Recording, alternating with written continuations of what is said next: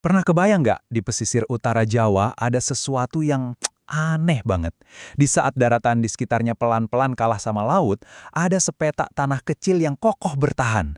Dan di atasnya berdiri sebuah makam yang selalu kering, seolah-olah punya aturan sendiri dan nggak peduli sama hukum alam. Nah, ini kan pertanyaan utamanya, gimana ceritanya di tengah kondisi abrasi yang nyata banget, sebuah makam yang luasnya cuma beberapa meter persegi malah kelihatan kayak mengapung. Ini dia misteri yang bakal kita bedah bareng-bareng. Oke, kita langsung ke lokasinya ya. Namanya Pantai Sayung di Demak. Dulu, daerah ini tuh desa pesisir yang hidup banget. Tapi sekarang, kalau kita lihat, kebanyakan wilayahnya udah jadi lautan.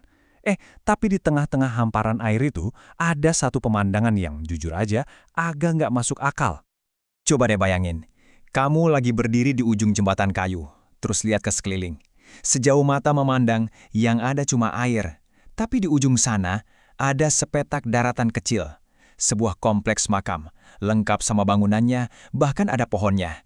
Dan semuanya benar-benar kering kerontang. Padahal, air pasang udah menenggelamkan semua desa di sekitarnya.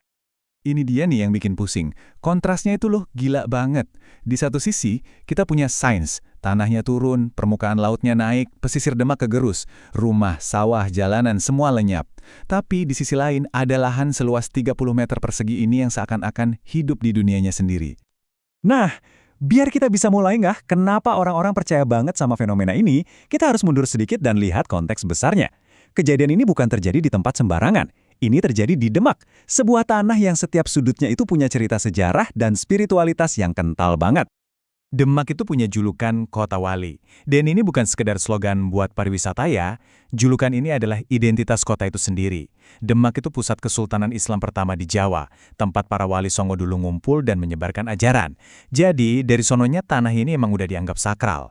Tempat di mana hal-hal yang di luar nalar itu ya bisa aja terjadi.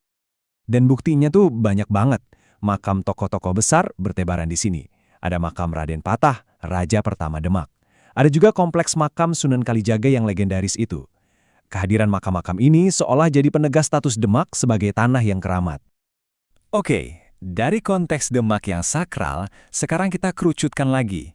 Kita fokus ke orang yang ada di dalam makam itu. Siapa sih sebenarnya sosok di pusat misteri ini?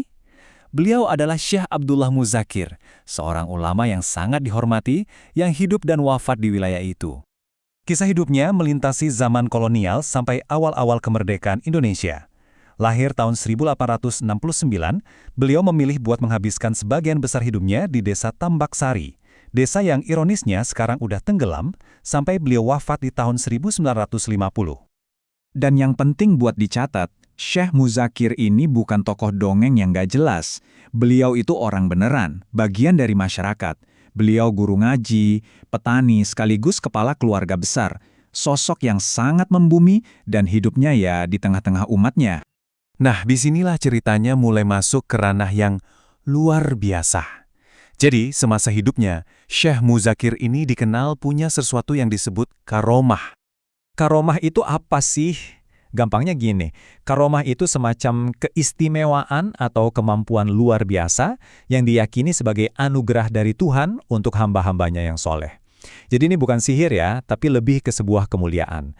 Dan konon, Syekh Muzakir ini punya banyak banget karomah. Dan cerita soal karomah beliau ini, wah udah jadi legenda. Katanya, beliau itu kebal sama senjata tajam.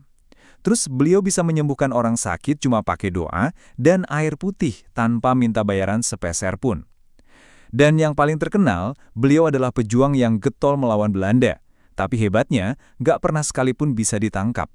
Kisah-kisah kayak ginilah yang membangun reputasi beliau sebagai sosok pilihan. Oke, setelah dengar semua cerita hebat beliau waktu masih hidup, sekarang coba kita balik lagi ke makamnya. Buat warga sekitar, makam yang nggak bisa tenggelam ini bukan anomali geologis. Buat mereka, ini adalah karomah terakhir dari Syekh Muzakir, karomahnya yang paling besar dan abadi. Sekarang, lihat angka ini. 700. Apaan nih? 700 meter. Itulah panjang jembatan kayu yang harus kita lewatin jalan kaki di atas laut cuma buat sampai ke makam beliau. Jarak ini ngasih kita gambaran betapa terisolasinya makam itu sama air, dan betapa luar biasanya makam itu bisa tetap utuh. Dan ceritanya nggak berhenti di nggak bisa tenggelam aja loh. Kepercayaan warga setempat itu lebih jauh lagi.